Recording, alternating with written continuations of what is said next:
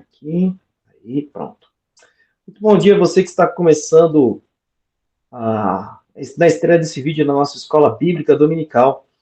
Prazer ter você receber você aí conosco para estudar a palavra de Deus. Estamos começando hoje um novo tema, um novo trimestre, mais 3 meses ali estudando a palavra de Deus em livros novos, um tempo novo. E uma boa noite aos nossos alunos e professores que estão aí conosco nesta noite estudando a palavra de Deus. Prazer ter todos aqui para juntos refletirmos na palavra do Senhor.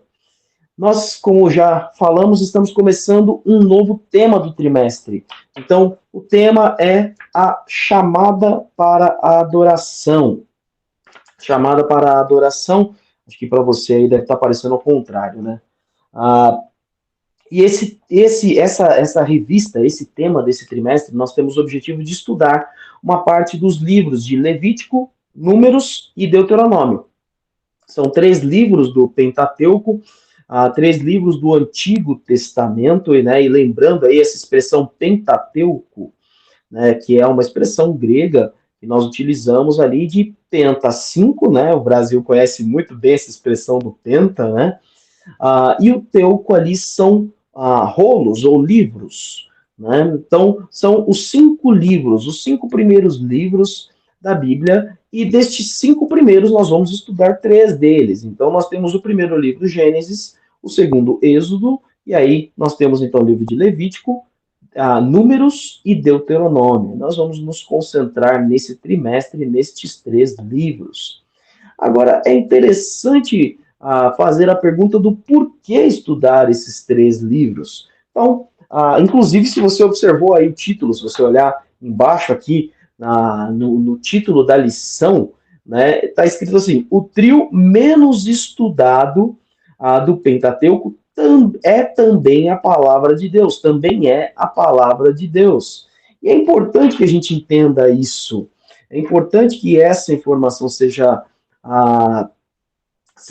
reforçada, porque de fato tem muita gente que pula ali boa parte do Antigo Testamento, e principalmente estes livros aqui, até lê o livro de Gênesis, que nós temos a história da formação do universo, de toda a criação, a história da formação do povo de Israel, vê ali o livro de Êxodo, uma boa parte dele também, nós temos o tempo de escravidão do povo de Israel ali no Egito, a libertação, uma boa parte do caminho do deserto do Sinai, os 10 mandamentos estão lá, e aí tem gente que pula os outros livros, porque há muita legislação, há muitos números, há muitas informações ali que parecem ser cansativas.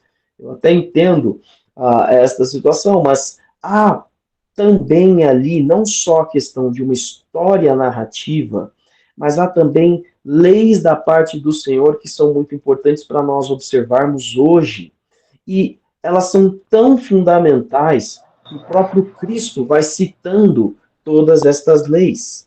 Então, eu convido você a abrir a sua Bíblia em Hebreus, capítulo de número 1, versículo 1 e versículo 2. Então, abra a sua Bíblia em Hebreus, capítulo de número 1, versículo 1 e versículo 2. Está escrito dessa forma: há muito tempo, Deus falou muitas vezes e de várias maneiras aos nossos antepassados por meio dos profetas. Mas nesses últimos dias, nos falou por meio do Filho, a quem constituiu herdeiro de todas as coisas e por meio de quem fez o universo. Muito bem, então, esse é o nosso texto base para a lição de hoje, e tem 2 informações fundamentais aqui. Ele diz, olha, há muito tempo atrás, Deus falou por meio dos profetas, e de fato, Deus começa falando através de Moisés. Entende-se, na maioria dos autores, que Moisés é o autor destes 5 livros. Há algumas outras correntes ali, dependendo do livro, então, Deuteronômio, uma parte do livro de Gênesis e assim por diante. Mas, na sua grande maioria, os estudiosos entendem que Moisés é o autor destes livros, e principalmente desses 3 que nós vamos estudar.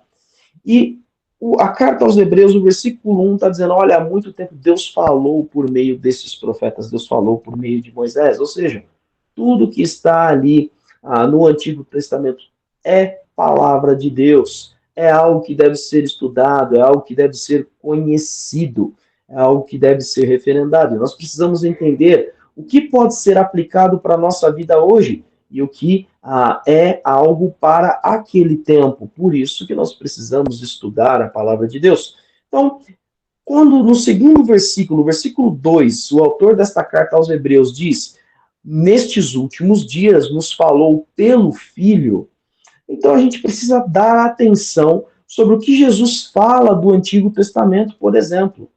Então, se o próprio Filho de Deus, se o próprio Deus reforça aquilo que está no Antigo Testamento, significa que nós temos que nos atentar. Um exemplo muito simples, abre a sua Bíblia aí em Mateus. Eu vou pedir para um dos alunos me ajudar aqui. Abra sua Bíblia em Mateus, capítulo de número 4.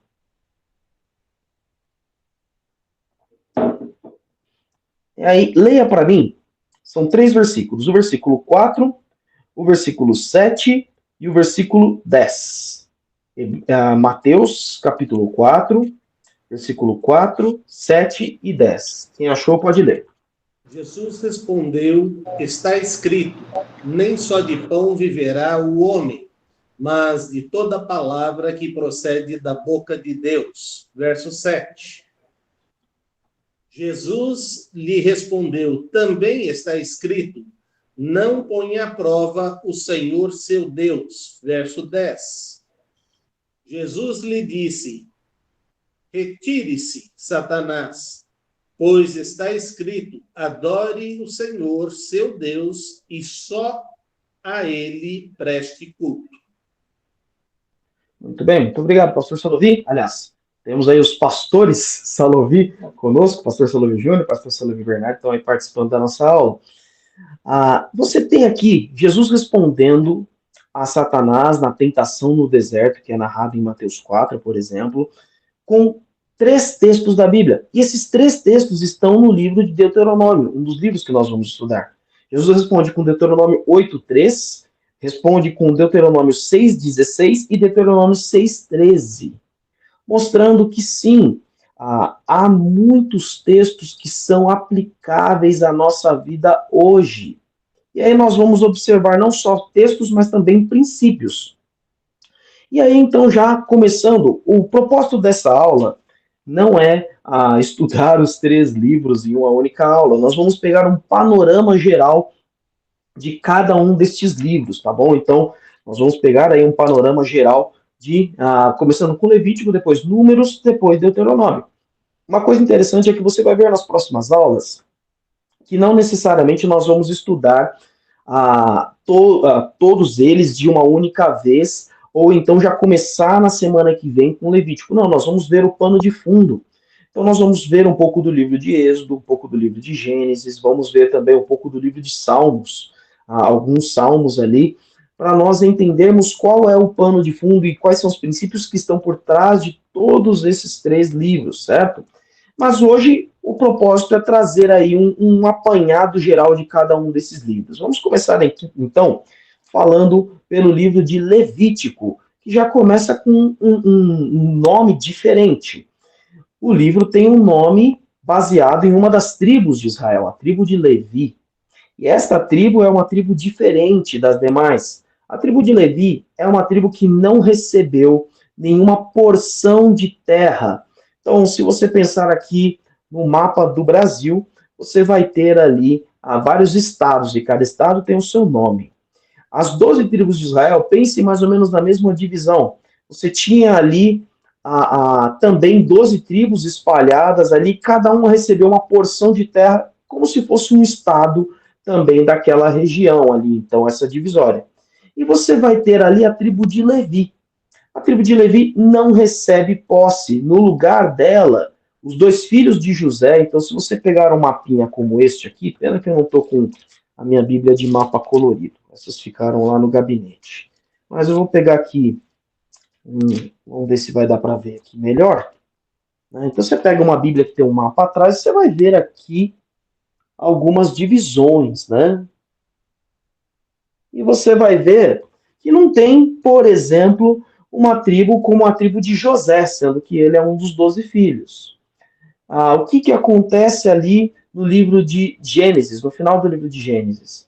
Jacó diz: olha, José, como eu fui privado de ter você como filho durante todo o período que você esteve no Egito, eu tomarei os seus filhos como os meus filhos.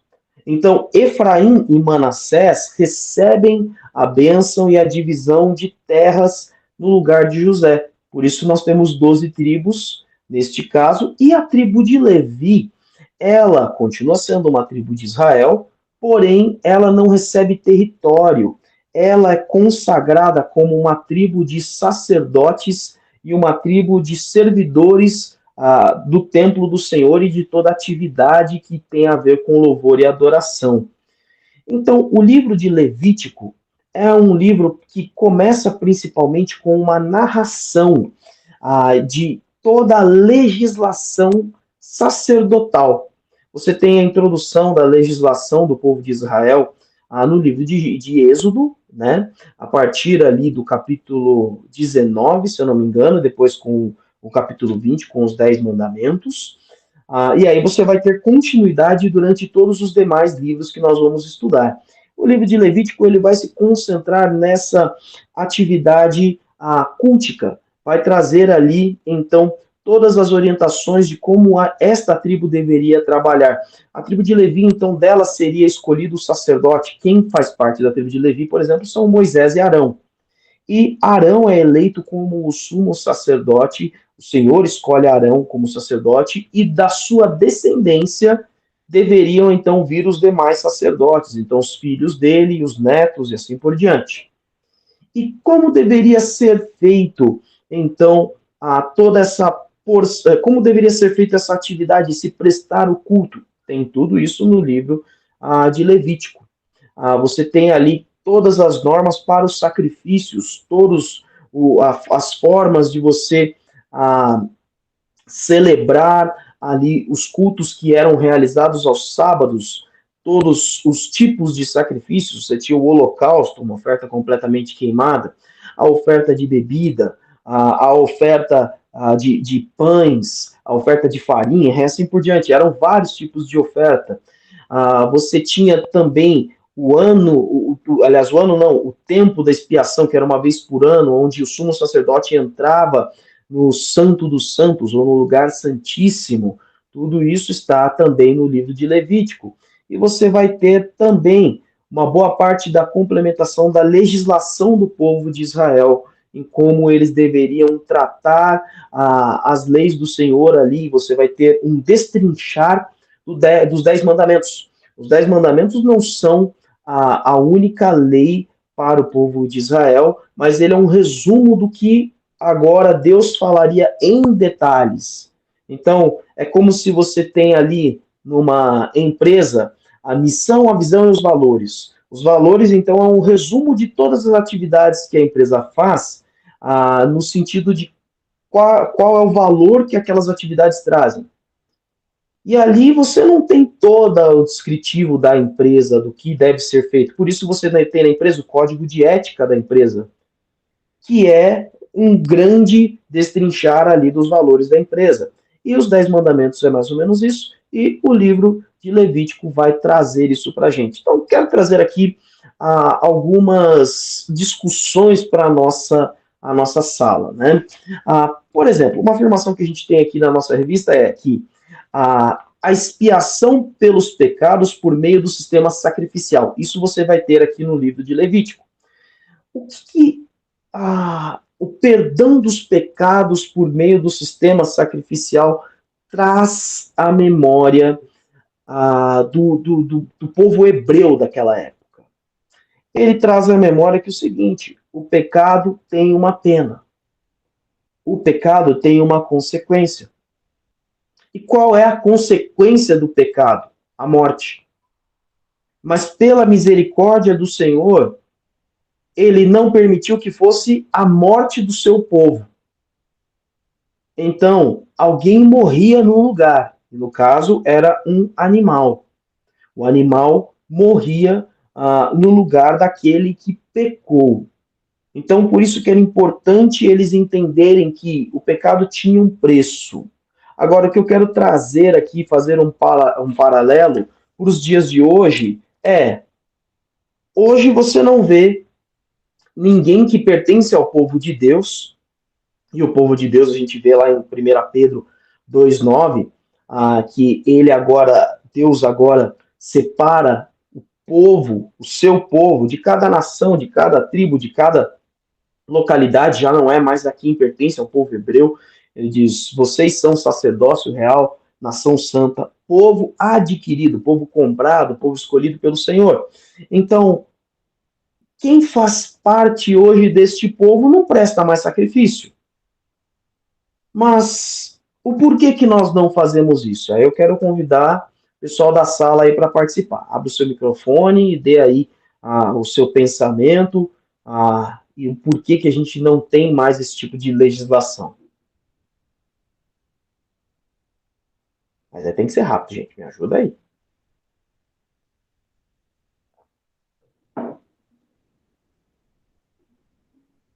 Nós não precisamos fazer o sacrifício porque Cristo se tornou o Cordeiro Pascual. Ele fez o sacrifício vicário por todos os nossos pecados. O que nós precisamos agora é confessar, arrependido, suplicar o perdão dos nossos pecados. E a promessa que ele faz é: se nós confessarmos o nosso pecado, ele é fiel e justo para nos purificar de todo o pecado. Muito bem. Alguém mais? Não? Então vamos seguir aqui. O pastor Salovi citou aí 1 João 1,9. Justamente por isso. Perceba o seguinte: o valor que está por detrás do que era feito ali no livro de Levítico, ali com o povo de Israel, não mudou. O preço continua sendo o mesmo. O pecado, ele tem um preço, e o preço é a morte. O pecado é o que nos conduz à morte, é o salário do pecado, como o apóstolo Paulo diz aos Romanos: o salário do pecado é a morte, mas o presente gratuito, o dom gratuito de Deus é a vida eterna em Cristo Jesus. Então, o que foi feito? Foi substituído o objeto do sacrifício. Então, ao invés de um cordeiro, ao invés de uma pomba, ao invés de um boi, então você tinha todos esses elementos ali, dependendo da renda daquela pessoa, você tinha ali, então, alguém que pagaria. Só que você teria que fazer isso constantemente. Quando você lê a carta aos Hebreus, é-nos dito, então, que Jesus ele toma o lugar do cordeiro, como o pastor Salovi citou, do cordeiro da Páscoa, ali que é utilizado no livro de Êxodo, por exemplo, e ali, então, é um único sacrifício. Jesus tem o seu sacrifício de uma vez por todas. Agora, uma coisa importante é: você que já entregou a vida a Cristo, você tem esse processo de confissão. E um dos outros elementos que o livro de Levítico nos traz é o andar em santidade, em pureza. Então, um dos temas que nos é dado ali são os rituais de pureza, os rituais de santificação. E também, quase todos eles, ou praticamente todos, não são feitos pelo povo de Deus hoje, não são feitos pelos discípulos de Cristo, discípulos de Jesus, os cristãos, porque, mais uma vez, Cristo, ele traz com o seu sacrifício a pureza. Ele nos purifica, ele nos santifica. Agora nós também vamos aprendendo na palavra de Deus que o Espírito Santo vai formando e vai fazendo a obra de Cristo nas nossas vidas. Então, quando você vê lá em João 15, ele diz que o Espírito Santo nos convence do pecado, da justiça e do juízo. E também aí, citando de novo o texto de 1 João 1,9, que o pastor citou, nós temos ali um processo contínuo de confissão de pecados. Somos perdoados de uma vez por todas, mas uma vez que nós cometemos o pecado, nós temos que nos achegar a Cristo e confessarmos os nossos pecados. E aí a Bíblia diz que ele é fiel e justo para nos perdoar os pecados e nos purificar de toda a injustiça. Então, nós continuamos numa caminhada de santidade, numa caminhada de andar próximo ao Senhor, de sempre percebermos os nossos maus caminhos, as nossas escolhas ruins, os nossos erros, que nós chamamos de pecado, e não só agora evitarmos o pecado, mas procurarmos fazer a vontade de Deus. Então, o livro de Levítico ele também vai trabalhar esse elemento conosco, que é o elemento de pureza e de santidade. O último ponto que eu quero falar sobre o livro de Levítico, antes de passar para o livro de Números, é a questão da justiça. E é um elemento muito interessante. Então, eu quero convidar você a abrir a sua Bíblia em Levítico, capítulo de número 20. Levítico, capítulo de número 20, vai ali no versículo de número 17. Pedirão os alunos para ler para mim. Levítico 20, do 17 ao 22. Levítico 20, do 17 ao 22. Quem achou pode ler. E quando um homem tomar a sua irmã, filha de seu pai ou filha de sua mãe, e vir a nudez dela e ela a Não sua... é esse não, irmã Emilce. Eu falei errado o capítulo, perdão. É eu tô achando Levítico. diferente. É Levítico. Deixa eu olhar aqui. É o 24, se eu não me engano. Deixa eu só confirmar. É o 24, me perdão. Me perdoe, é o 24. Lê para mim então Levítico 24, do 17 ao 22. E quem matar alguém certamente morrerá, mas quem matar um animal o restituirá vida por vida. Quando também alguém desfigurar o seu próximo, como ele fez, assim lhe será feito. Quebradura por quebradura, olho por olho, dente por dente. Como ele tiver desfigurado a algum homem, assim se lhe fará. Quem, pois, matar um animal, restituí-lo-á, mas quem matar um homem será morto. Uma mesma lei tereis. Assim será para o estrangeiro como para o natural. Pois eu sou o Senhor vosso Deus. E disse Moisés aos filhos de Israel que levassem o que tinha blasfemado para fora do arraial e o É só até o apedrejassem. 22, irmã Emilce. Ok. Muito bem.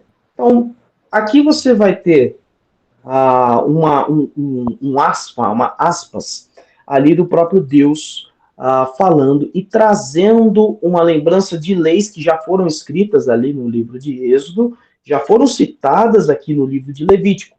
Mas a gente pegou esse trecho aqui, um pequeno recorte, para mostrar o seguinte, principalmente ali o versículo 22. Ele diz: terão a mesma lei para o estrangeiro e para o natural da terra. Então, uma das coisas que o livro de Levítico traz é esse código de leis que era para todas as pessoas indistintamente. Então, a lei era aplicada aos chefes das tribos, como também era aplicado a quem não tinha nascido na terra. Ou seja, igualdade. Esse é um dos primeiros princípios de igualdade que este livro nos coloca. Ele não coloca, independente de quem tivesse a posição superior, fosse Moisés, aqui o líder de todo o povo de Israel, fosse alguém completamente desconhecido ou, aos olhos de muitos, sem qualquer importância. Então, esse é um dos aspectos interessantes, e aí eu queria discutir aqui, trazer aí alguém para comentar conosco sobre de que forma o Código Civil brasileiro e as leis que nós temos, elas podem estabelecer a igualdade entre as pessoas. Então, observando esse tempo legislativo aqui de Israel e olhando para as nossas leis hoje. Como é que a nossa legislação traz esse mesmo senso, esse mesmo sentido de igualdade? Abre o teu microfone e pode comentar.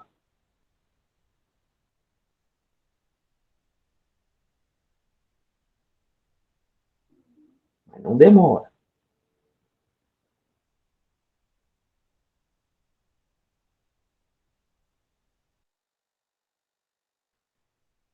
Uma das coisas que temos que ter em mente que a lei não é feita para uma pessoa ou uma categoria de pessoas. A lei é feita para servir a toda a população brasileira.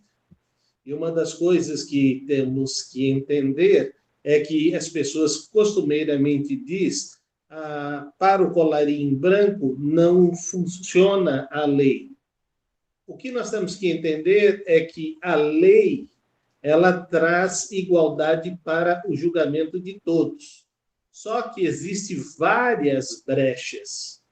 E o que costuma acontecer é o bom advogado da pessoa rica encontrar as brechas que torna a pena mais branda ou até mesmo alcança a sua liberação dentro do julgamento. Isso não significa que foi burlado. Significa que o profissional é o melhor profissional.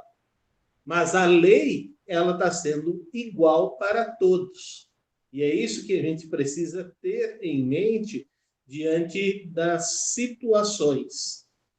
E aí, dependendo das questões, ou vai ser simplesmente uma sentença dada pelo juiz, ou até mesmo uma sentença dada em cima de uma situação em que há um plenário, e esse plenário ele vai ser orientado e vai dar o julgamento que a pessoa vai sofrer depois de ter apresentado todas as provas. Muito bem, uma coisa interessante sobre essa questão, por que eu, como um cristão, devo observar todo um sistema de legislação? Bom, não sei com quem eu estou falando agora nesse momento, nós sabemos que o canal da nossa igreja atinge algumas centenas de pessoas, né? Atinge um número interessante de pessoas em comparação à nossa igreja mesmo, e você pode ser um cristão que é jurista, você pode ser um cristão que é legislador, você trabalha numa Câmara de Vereadores, é algum deputado. Então, quando nós estamos pensando em projetos de leis, em formulação de projetos de leis, nós estamos observando que isso trará, de fato, esta igualdade a todos os brasileiros? Esse é um princípio da palavra de Deus. Quando nós estamos observando o cumprir destas leis, nós estamos, de fato, eu como um oficial da lei, como um policial, eu como um advogado, eu como um juiz, eu estou observando exatamente que esta lei é a mesma para todos ou estou fazendo 2 pesos, 2 medidas? Então, a lei, de fato, nós temos essa questão que o pastor Salovim nos levantou aí, que é justamente a lei ela é igual para todos, porém, nem todos sabem utilizar ela da melhor forma possível a seu favor. Né? Porque muitas vezes nós não temos condição de ter aí um profissional, um advogado que vai nos fazer valer isso daí. O livro de Levítico ele vai mostrar isso, como é importante a gente observar a justiça e a igualdade a todas as pessoas. Uma das coisas mais interessantes aqui é como ele vai trabalhar a necessidade do cuidado com os que têm menos, os mais necessitados. Então ele vai falar principalmente de 3 pessoas. Ele vai falar do órfão, da viúva e do estrangeiro. Estes 3 eram, de fato, os mais que tinham a maior dificuldade na sua convivência, no seu dia a dia, porque eles não tinham sustento, eles não tinham quem os amparasse, principalmente uma viúva que não tinha filhos, por exemplo, ou que tinha perdido seus filhos.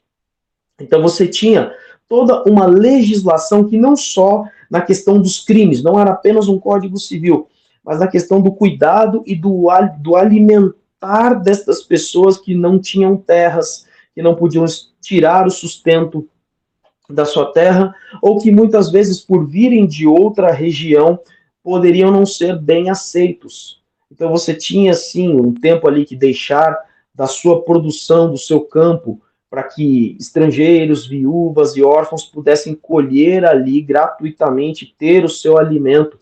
e isso era uma legislação para o povo todo, não era algo que um governo específico faria.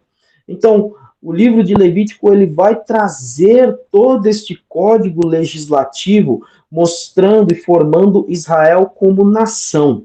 É um versículo que a gente vai destacar no final da lição, tá bom? Vamos passar agora para o livro de Números, para a gente não se estender tanto. Então, o livro de Números é considerado por alguns aí o livro mais chato, porque o nome já dá justamente a temática do livro. Tem muita gente que pula boa parte do livro porque ele fala justamente sobre números. É por isso que tem esse nome, é bem óbvio mesmo. Leia para mim aí Números capítulo 1, do versículo 1 ao 4, e você já vai ver aí qual que é a temática principal desse livro. Então, Números capítulo 1, versículo de 1 a 4. Quem achou pode ler.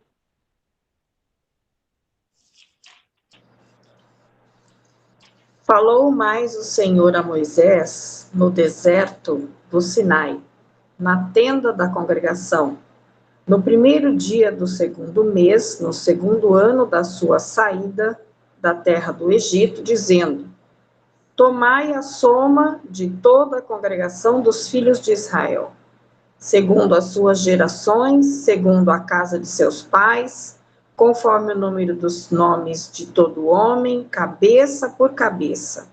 Da idade de 20 anos para cima, todos os que saem à guerra em Israel, a estes contareis segundo os seus exércitos, tu e Arão. Estará convosco de cada tribo um homem que seja cabeça da casa de seus pais.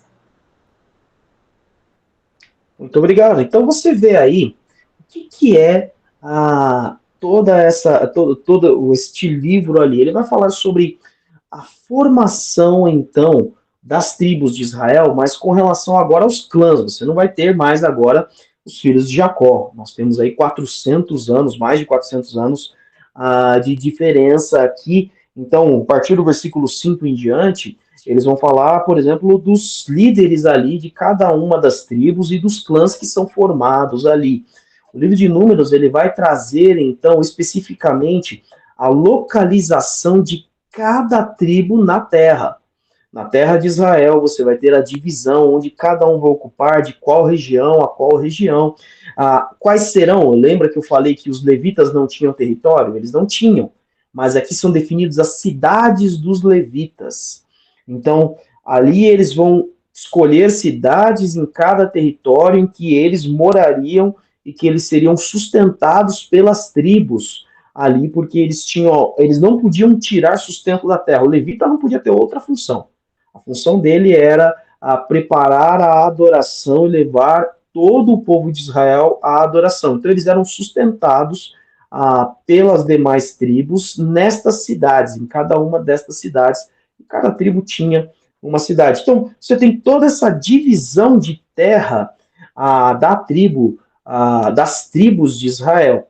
Além disso, você tem também toda uma parte narrativa no livro de Números, que é a caminhada ali do deserto do Sinai. Se você olhar ali, o deserto do Sinai, ele está ali entre o Egito e entre Israel. Ali. Então, hoje ele é um território do Egito. Né? E ali, então, eles teriam esta caminhada ali do deserto do Sinai até a região de Moabe. Moabe, se você olhar no mapa, ele é a sudoeste, ele fica a oeste de Israel, só que mais ao sul. Hoje seria o território sul da Jordânia.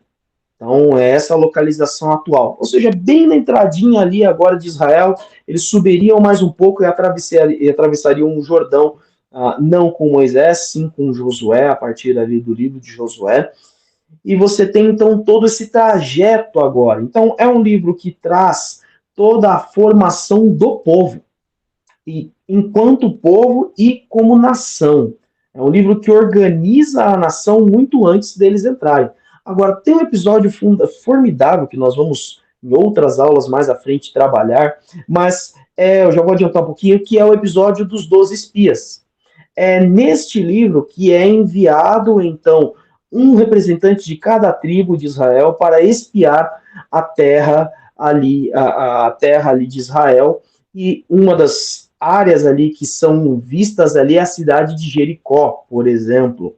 E eles vão e se espalham pela terra, mas o foco está na narração de Josué e Caleb, dois personagens extremamente importantes, né? Então, eu vou fazer aqui uma leitura. Abre aí a sua Bíblia em Números, capítulo de número 26. Aliás, 26 não. É o versículo 26. A gente vai ler o capítulo de número 13. Números, capítulo de número 13. Eu vou fazer uma leitura aqui. Eu vou do 26 ao 33, depois eu vou ler o 4, 1 e 2, depois eu vou ler no 4, 8 e o 9, tá? Para a gente ter uma noção desse episódio. Então diz assim: eles então retornaram a Moisés e a Arão e toda a comunidade de Israel em Cádiz, no Padã, de Parã, onde prestaram um relatório a eles e a toda a comunidade de Israel, lhe mostraram os frutos da terra. E deram o seguinte relatório a Moisés: entramos na terra a qual você nos enviou, onde mana leite e mel. Aqui alguns dos frutos dela. Mas o povo que vive lá é poderoso e as cidades são fortificadas e muito grandes. Também vimos os descendentes de Enaque, os amalequitas os amalequitas vivem no Neguebe. Os hititas, os jebuseus e os amorreus vivem nas regiões montanhosas. Os cananeus vivem perto do mar junto ao Jordão. Então Caleb fez o povo calar-se perante Moisés e disse: subamos e tomemos posse da terra. É certo que venceremos. Mas os homens tinham ido com ele, os homens que tinham ido com ele, disseram: não podemos atacar aquele povo, é forte demais para nós. E espalharam entre os israelitas um relatório negativo acerca daquela terra. Disseram: a terra para a qual fomos em missão de reconhecimento devora os que nela vivem. Todos os que vimos são de grande estatura. Vimos também os gigantes, os descendentes de Enaque, diante de quem parecíamos gafanhotos, e a nós e a eles. Agora eu vou para o capítulo 4. Naquela noite, toda a comunidade começou a chorar em alta voz. Todos os israelitas se queixaram contra Moisés e contra Arão, e toda a comunidade lhes disse: quem dera tivéssemos morrido no Egito ou neste deserto. E aí vai aí com a sua Bíblia para o versículo 8 e 9 do capítulo 4 de Números. Se o Senhor não se agradar de nós, ele nos fará entrar. Se o Senhor se agradar de nós, ele nos fará entrar nesta terra onde mana leite e mel, e dará a nós. Somente não sejam rebeldes contra o Senhor, e não tenham medo do povo da terra, porque nós os devoraremos como se fosse pão. A proteção deles se foi, mas o Senhor estará conosco. Não tenham medo deles. Muito bem.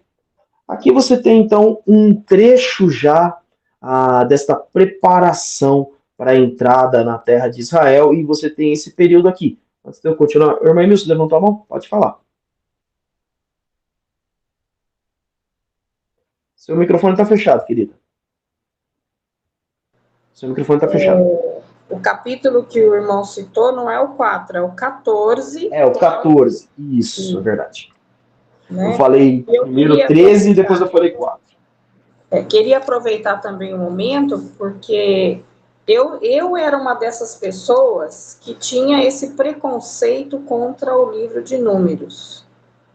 Mas eu comecei a ler outras vezes, né? Várias outras vezes eu comecei a ler, e observar que há fatos muito marcantes na vida do povo de Israel e na vida do povo cristão.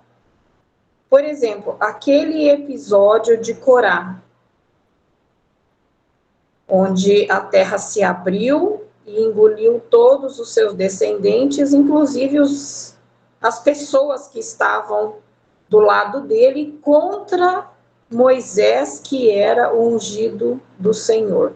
Então, essa lição ficou para mim. Nós temos que tomar muito cuidado ao agirmos ou falarmos qualquer coisa que seja contra o ungido do Senhor. A coisa não é brincadeira. Então, tem vários outros episódios também no livro de Números que nos chamam a atenção. Muito bem, muito obrigado. É um dos pontos interessantes, por exemplo, principalmente desse trecho que a gente leu, e pensando como que a gente aplicaria isso nas nossas vidas hoje. Uma das coisas é a falta de confiança do povo de Israel. Porque, perceba, Deus já havia dado várias provas a ele que ele é o único Deus verdadeiro e ele é o Todo-Poderoso. Quando você lê o livro de Êxodo, você vai ver a manifestação de Deus, por exemplo, nas 10 pragas. Então você vai ter ali um Deus que é o Todo-Poderoso, que vence qualquer tipo de povo sem exército, sem precisar de exército. E aí você vai ver, então, a travessia do Mar Vermelho. É o Deus Todo-Poderoso que controla toda a criação e desafia toda a lógica e desafia toda a física, toda a lei da física que ele mesmo escreveu. Então, nem as leis da física são superiores, as leis da física estão sujeitos a este mesmo Deus. E aí você, então, vai observar agora eles caminhando pelo deserto. O deserto você não planta, você não colhe, no máximo você vai achar um oásis ali, mas você não acha comida.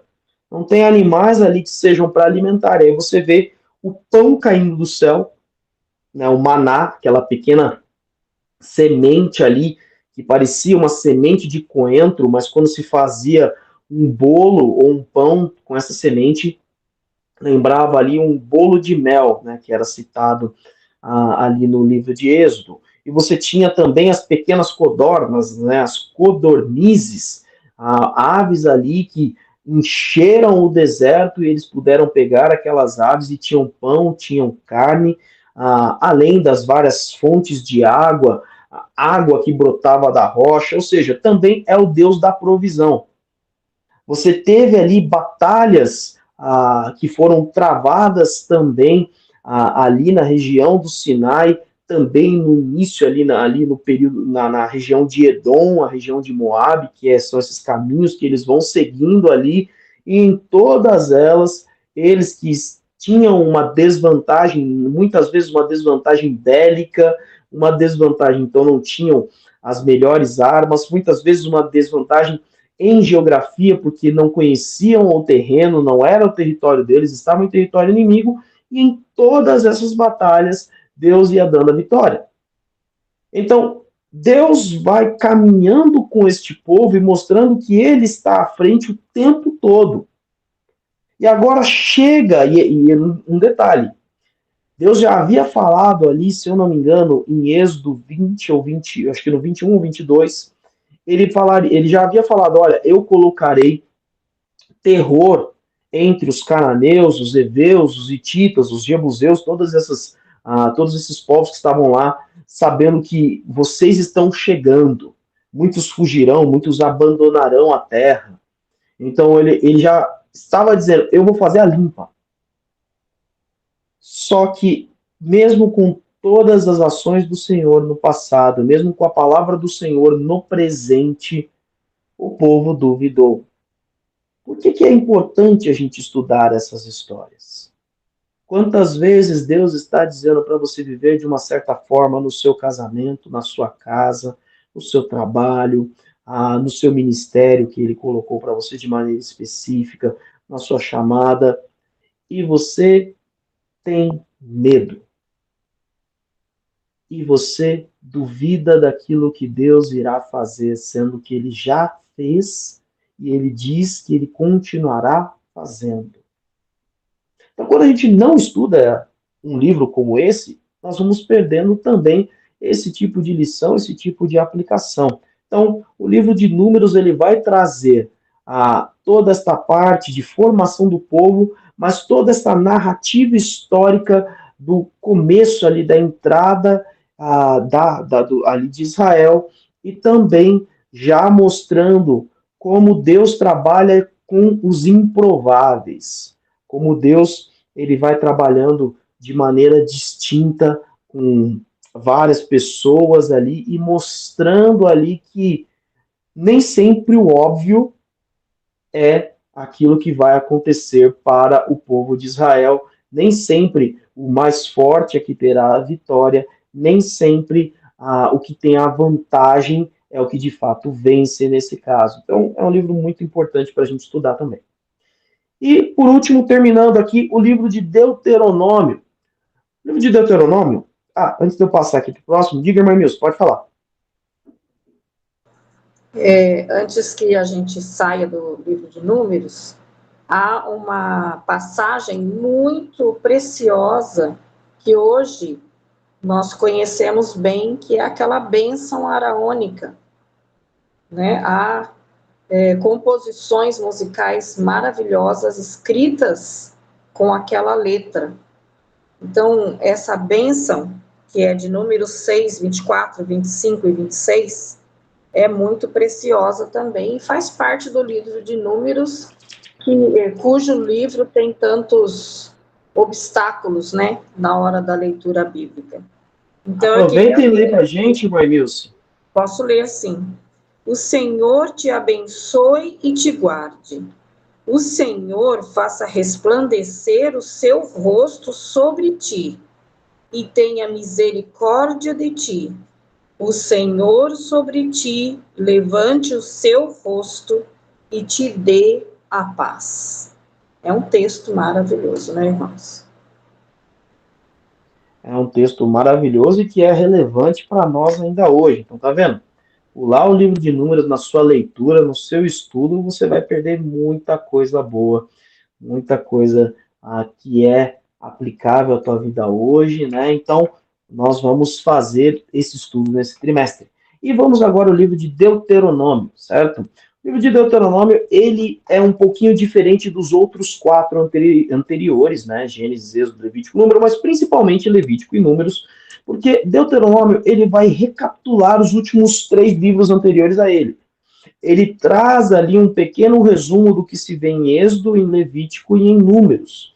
Ele vai relacionar, ele vai relembrar de maneira resumida toda a legislação que é dada em todos os últimos 3 livros, em Êxodo, Levítico e Números. Abre a sua Bíblia aí em Deuteronômio capítulo 4. Dá uma olhadinha no versículo 31. Deuteronômio capítulo 4, verso 31. Enquanto eu faço essa leitura, eu vou pedir para um dos alunos deixar aberto Deuteronômio 6, do 4 ao 9. Tá? Então, já fica preparado aí na sua leitura Deuteronômio 6, do 4 ao 9. Deuteronômio 4, 31, diz assim: pois o Senhor, o seu Deus, é Deus misericordioso, e ele não os abandonará, nem os destruirá, nem se esquecerá da aliança que com juramento fez aos seus antepassados. Então, o livro de Deuteronômio mostra um dos aspectos fundamentais, a fidelidade do Senhor a ele, ao Senhor. Então, ele não está cumprindo a sua promessa, não está cumprindo o seu juramento por conta simplesmente de Abraão, Isaac e Jacó, pela relevância deles ou pela ação de Moisés. Não, ele está cumprindo a sua aliança porque ele é Deus. A aliança do Senhor com Abraão, que é o pai de todo o povo de Israel, foi uma aliança unilateral. Ela não dependia de Abraão. É claro que Abraão, seguindo ao Senhor, e de fato, como ele seguiu, ele seria abençoado. E ele foi, e muito. Mas esta aliança, e quando a gente vê a narrativa ali no livro de Gênesis, Abraão, Deus pede que Abraão corte ali ao meio alguns animais, um boi, um cordeiro e uma pomba, se eu não me engano, um pássaro. E este ritual que era feito, quando se era feito um pacto, uma aliança, ele cortava ali os animais e ambos que estariam fazendo este pacto passariam entre esses animais. E significava, aconteça comigo o que acontecer com esses animais, o que aconteceu com esses animais se eu não cumprir o nosso pacto. Então, era assim que funcionava esse tipo de aliança, esse tipo de pacto que ele faz. Agora, o que é dito ali é que Abraão ficou ali afugentando as moscas daqueles animais ali partidos ao meio, e é falado, é narrado que Deus faz com que ele pegue no sono. E Deus passa entre aqueles animais. Ou seja, ele garante que esta aliança que ele fez com Abraão seja cumprido nele. E este versículo, do 4 ao 30, do capítulo 4, versículo 31, ele mostra que Deus, mais de 400 anos aqui, depois ali, já temos aí mais de 600 anos desse episódio, ele permanece cumprindo a sua aliança com o povo de Israel. E ele permanece cumprindo essa aliança conosco em Cristo até hoje. E da mesma forma, ele, de novo, de maneira unilateral, resolve toda a história. Porque agora ele envia seu filho. O filho, ele é o sacerdote, o sumo sacerdote, mas ele também é o sacrifício. Então, ele é o sacrifício e ele é aquele também que oferece a expiação pelo pecado. Ou seja, tudo está resolvido em Cristo, tudo está resolvido em Deus. E aí o livro de Deuteronômio nos traz essa lembrança. Mas o livro de Deuteronômio também traz o princípio fundamental da vida com Cristo, da vida em Deus. Então, lê para mim agora Deuteronômio 6, lê aí do 4 ao 9, por favor. Quem achou, pode ler. Ouça, ó Israel, o Senhor, o nosso Deus, é o único Senhor. Ame o Senhor, o seu Deus, de todo o seu coração, de toda a sua alma e de todas as suas forças. Que todas essas palavras que hoje lhe ordeno estejam em seu coração. Ensine-as com persistência a seus filhos. Converse sobre elas quando estiver sentado em casa, quando estiver andando pelo caminho, quando se deitar e quando se levantar. Amarre-as com um sinal nos braços e prenda-as na testa. Escreva-as nos batentes das portas da sua casa e em seus portões. Muito bem. Esse é um dos textos mais conhecidos entre o povo judeu até hoje. Na verdade, é o texto principal do judaísmo, que é chamado de Shema. Shema, a palavra Shema significa ouve. Então, essa expressão do versículo 4, que ele diz, ouve, ó Israel. Aqui você tem a definição mais importante para todos aqueles que se dizem seguidores de Cristo, filhos de Deus, cristãos, todos aqueles que declaram que Jesus é o seu único Senhor. Ele está dizendo, ouve, ó Israel, o Senhor, o nosso Deus é o único Senhor. Então, primeiro, ele reconhece, não há outros deuses. Agora, como eu afirmo que ele é o meu único Senhor, que ele é o único Deus? Não é apenas com palavras, ele diz, ame o Senhor, o seu Deus, de todo o seu coração, de toda a sua alma e com todas as suas forças. Então ele está falando de intenção, com todo o seu coração, aliás, de toda a sua alma, a vontade, que é todo o seu coração, e de maneira física, ou seja, de maneira prática, com todas as suas forças. E aí ele vai dizendo, olha, isso não vai permanecer só com você, não. O amor ao Senhor tem que ser passado de geração em geração, então ensine aos seus filhos a amarem ao Senhor. E ensinar a amar ao Senhor não é apenas aqui participando da escola bíblica, ou seja, sentando para aprender coisas. Não, as pessoas têm que ver na sua vida, os seus filhos têm que ver na sua vida você amando ao Senhor de maneira prática, da forma que ele escreveu aqui. Isso tem que fazer parte do seu lar, e versículo 9 ele diz, olha, escreva no batente das suas portas. Então você tem aí nas nossas portas, minha porta está aqui à direita, você tem aí na sua porta o batente ali, ele fala, olha, no batente da porta escreve a palavra de Deus, ou seja, na sua casa, a palavra de Deus tem que fazer parte da tua vida, tem que estar aos olhos, tem que ser uma lembrança clara para você. Então, esse é um dos textos que vai dar toda a conotação para o livro de Deuteronômio, para a vida de Israel. Um texto que depois é lembrado pelo próprio Jesus em Mateus 22, onde perguntam a ele quais são, ou qual é o maior mandamento. E Jesus ele vai citar a Shema, vai citar aqui Deuteronômio capítulo 4, 5, Deuteronômio capítulo 6, versículo 4, 5, e depois ele vai ainda lembrar, olha, o outro semelhante a este, ele também tira aqui, eu não peguei a referência agora. Mas o outro semelhante a este é amar ao próximo como a ti mesmo. E essa é a base para toda a vida com Cristo, para toda a vida cristã. Toda a lei que você, seguidor de Cristo, que você, crente em Cristo, segue, é baseado nesse texto. Então é por isso que nós vamos estudar também o livro de Deuteronômio para entender o que baseia a nossa fé em Deus. O texto que eu citei aqui é Mateus 22, a partir do versículo 36, do 36 ao 40, eu quero ver aqui se eu localizo o ame ao seu próximo. Achei, Levítico 19, 18. Então, amar ao seu próximo como a si mesmo, também ali no Pentateuco está em Levítico 19, 18. Ou seja, toda a base para a vida cristã hoje, toda a base da lei, e existe sim a lei de Cristo no Novo Testamento, está nestes 3 livros que nós vamos estudar. Então, é fundamental que nós continuemos estudando, sabendo que esses livros são a palavra de Deus e sim, existe muita coisa relevante para nós hoje, tá bom?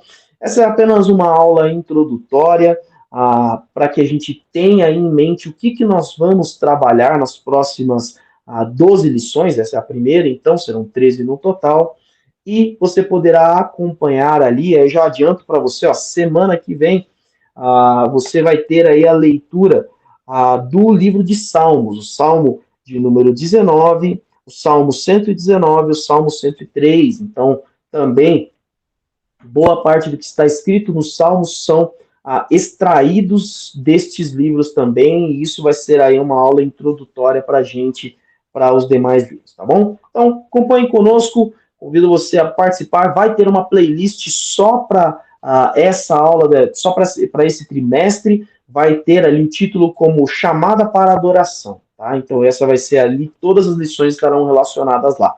Se você perdeu alguma lição do trimestre passado, das últimas 13 lições, que é do apóstolo Paulo, está lá também uma playlist no nosso canal no YouTube com as cartas do apóstolo Paulo. Tá? Então, acompanhe. Se você não é inscrito no canal aqui do YouTube, se inscreva no canal, ative os sininhos da notificação, normalmente fica aqui. Depende, acho que, da visão aqui. Geralmente, para mim, está aqui a minha direita. Né? Aliás, a minha esquerda, a sua direita. Não se esqueça de compartilhar com as pessoas nas suas redes sociais, e não esqueça também aí de deixar o seu like, deixar a sua curtida aqui, e comentar o que Deus tem falado através desses textos bíblicos ao seu coração, algum texto que te chamou a atenção. A irmã Enilce aí trouxe alguns textos profundamente relevantes para ela, que aprendeu. Você tem algum que você leu recentemente, que falou ao teu coração? Coloca aqui nos comentários, tá bom? Deus os abençoe. Uma boa noite aos nossos alunos que estão aí conosco e um bom dia para você que está acompanhando aí na estreia. Um grande abraço. Boa noite, fiquem com Deus. Boa noite. Boa noite, pastor Cristiano, obrigada. Boa noite, Karine. Boa noite, pastor Salomé Bernardo, pastor Salomé Bernardo Júnior. Tenhamos, então, uma ótima aula. Obrigada.